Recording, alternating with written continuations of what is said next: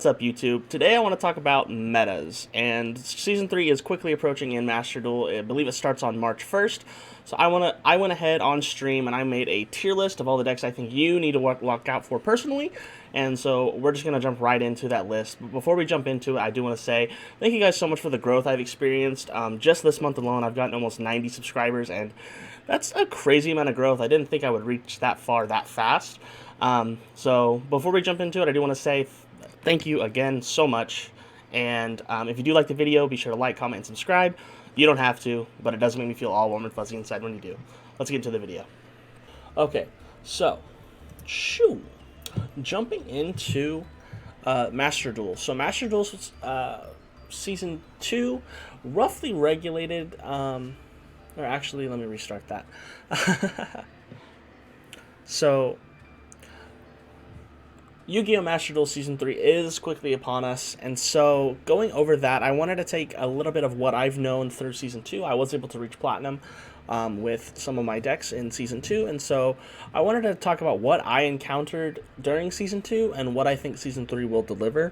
And so, starting off, I think everyone says the best deck right now is gonna be Eldritch. So Eldritch is definitely a Tier 1 deck of this format. It kind of mirrors the real TCG in a way, but also Eldritch has the ability to really spam Skill Drain.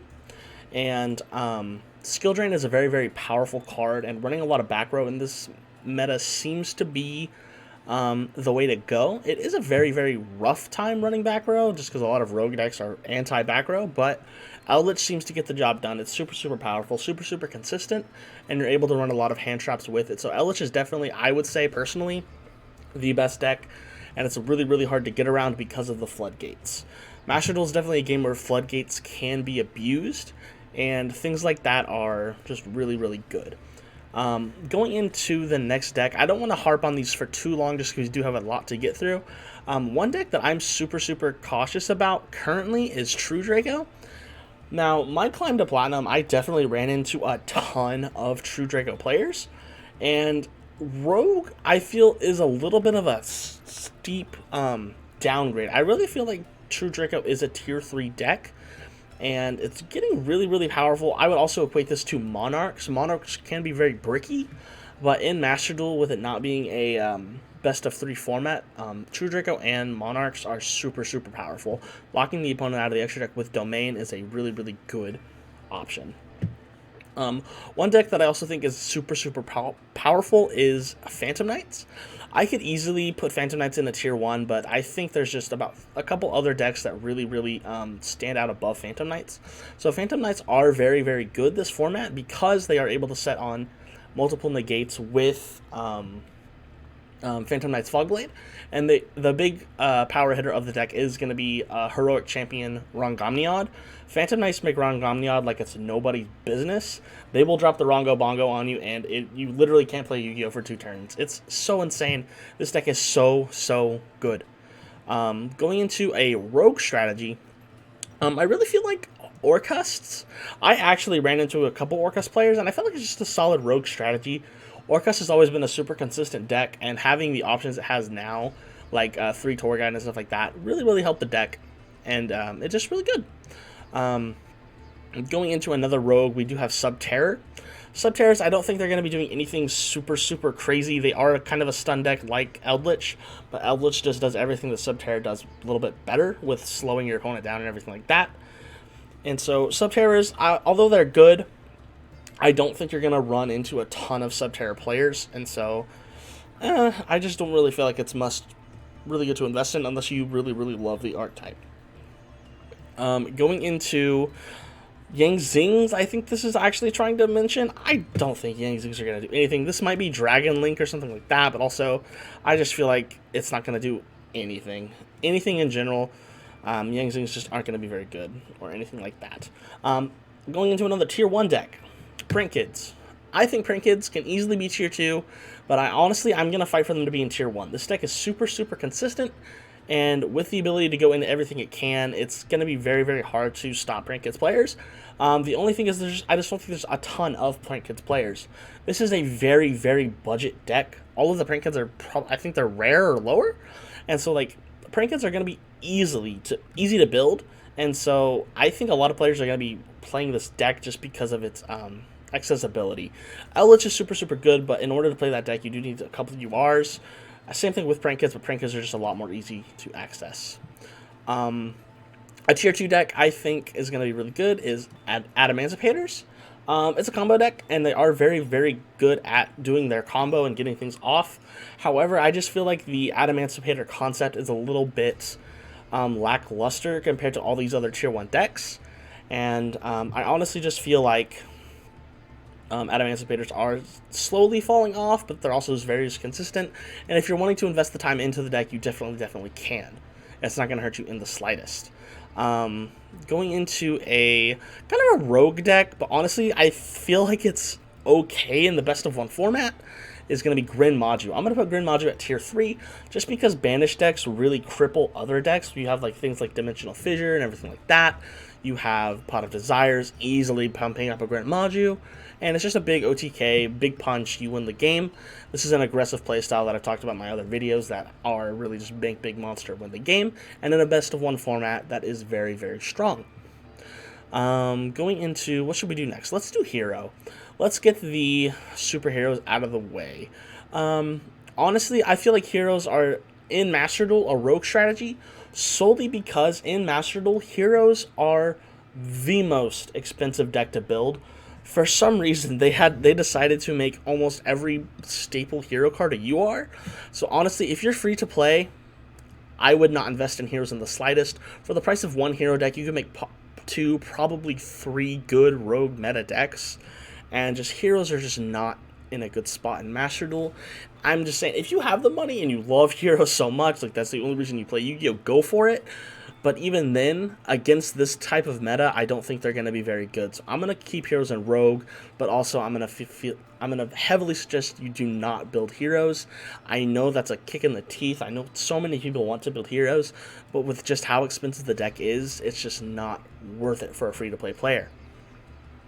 Going into Dogmaticas. Dogmatica is a deck that I truly love. This deck, Dogmatica Cliché has easily become one of my favorite cards in Yu-Gi-Oh! However, I'm going to keep them in a rogue strategy. This is what I personally ran for Season 2 with a Trap Tricks engine as well, and it did get me to Platinum. However, there was a ton of struggles, and just playing against like super high tier decks like this, we had a fine Eldritch matchup because we ran so much back row, but also it just wasn't super good. Madolches, I'm going to put them in I don't know. Honestly, they could be rogue, but I just don't feel like a lot of people are going to be playing Madolches. The deck is consistent at what it wants to do. Tiramisu and everything like that is a very good card. However, it's just not worth it compared to these other tier 1 decks. And then speaking of tier 1 decks, Zodiacs. Zodiacs are crazy good, and I'm going to throw in Zodiac Tri-Brigade as well in this category just because these decks are super consistent and amazing. Honestly, these are the 3 best decks in the game. I know Drytron is up there as well, but I really feel like these 3 are the big pops. Like, these are the cards that you want to watch out for and build your deck against, and so these cards are super good. Drytron is a combo deck. They do have 3 Cyber Angels and everything like that. They have Diviner of the Herald, and it's just very good card. Honestly, you could switch Prank Kids for Drytrons, but I just feel like with the accessibility of Prank Kids is really what's making it a very good deck at this point. And so yeah, those are probably the top 4 in the game. I do have one other top 1 deck, and we'll get into it in a little bit. However, I'm going to start off with Sky Strikers. Sky Strikers, I think, are a tier 2 deck. I feel like they could be tier 1 easily, but the reason Sky Striker is so formidable and it has been so popular for so long is because it can adapt to almost every meta in the game, and I feel like Sky Strikers are a rogue deck built to perfection. That's what makes them tier 2 and not just a regular rogue deck. This is the most consistent deck I personally have ever played. I do have a Sky Striker deck, and it's budget, and it wins. So Sky Strikers are a deck that you can throw any really good card in. They can run back row removal because they need spells in the grave. So Sky Striker is a very strong engine, and I really recommend it for a first time. If you're a new player returning to Master Duel, Sky Strikers, I would recommend, are the most, that's the best first deck to build, I think, personally. And going into tier 3, I do think Dragon Maids are going to be tier 3. I feel like they're a little bit better than Rogue, and also, I mean, obviously Dragon Waifus are going to be ran, and so this is a very popular deck to run. So really, yeah, Dragon Maids are tier 3. There's really not much to talk about. They do have Shuei, which is an Omni Negate on the board, and everything like that. So Shuei is a very good card. It does pump them up a little bit, but I just feel like Dragon Maids aren't going to be contending with the tier 2, tier 1 decks. They can definitely win, but it is a lot harder for them. Altergeists, honestly, Altergeists are in a rough spot. I really don't know, so I could just easily leave them here. But they could also just be a rogue strategy because they run the same about as Dogmatica. Dogmatica engines, they're just a super back row heavy deck. And Eldritch is just the king of back row decks. So honestly, I'm going to keep Altergeist, and I don't know. It's probably a fairly good strategy considering like they're just Altergeists have been good for a very long time. So if you're an Altergeist fan, definitely look into them, but also I just feel like I don't know enough about the archetype to really put them in the list. Invoked. So the Invoked engine I'm going to put in tier 2, just because you can run Invoked in almost every... I will say you can run it in a lot of decks. There's Dogmatica Invoked, there's Shadow Invoked, there's Dogmatica Invoked. So like everything like that is super, super good. The reason Invoked is so good is because it's so splashable and it's so easy to run and everything like that. And Imakaba is a crazy, crazy good card. Invoked has been around for a very long time. So tier 2, they're here to stay when there's really nothing we can do about it. Shadows, I'm going to put them in tier 2 along with Invoked. Honestly, I feel like they're the same deck because you're really not going to run Shadows without Invoked and Invoked without Shadows. So honestly, I'm just going to leave them there. Virtual Worlds. Virtual World is actually going to be my top 5th best deck in the game, just because they do have the one-sided macrocosmos and everything like that. Virtual World is a super, super consistent deck, and it's able to pump out a lot of big numbers and everything like that. Tier 2, actually, I could put Lyralust Tri-Brigade in tier 1, but I'm gonna leave them at tier 2. Just because Lyralust is a very, very good card. The Xyz event match. I'm so sorry.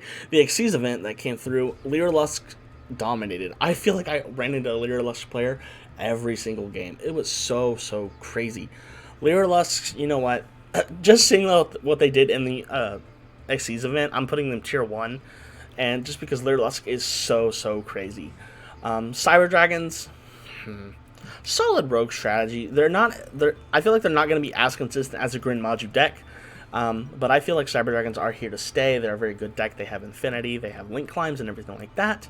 So Cyber Dragons, a very reliable option, although I do think the deck is a bit expensive. Tier 3, I'm going to put Thunder Dragons. Colossus is in this game, and Colossus is a very powerful card. But there's also decks that abuse Thunder Dragon Colossus a little bit better than Thunder Dragons themselves. Like you can run Thunder Dragon Colossus in Prank Kids, which just makes Prank Kids the best deck. And so Thunder Dragons is a solid tier 3 deck. It's a little bit better than Rogue just because it really trumps these Rogue decks. And so Thunder Dragon Colossus is just solid tier 3 deck.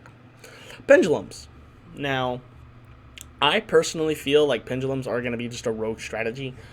Just because a lot of new and returning players are coming to Master Duel with fresh slates. And Pendulums are just kind of really hard to get into. And I feel like that's what's going to hold the deck back. There's obviously...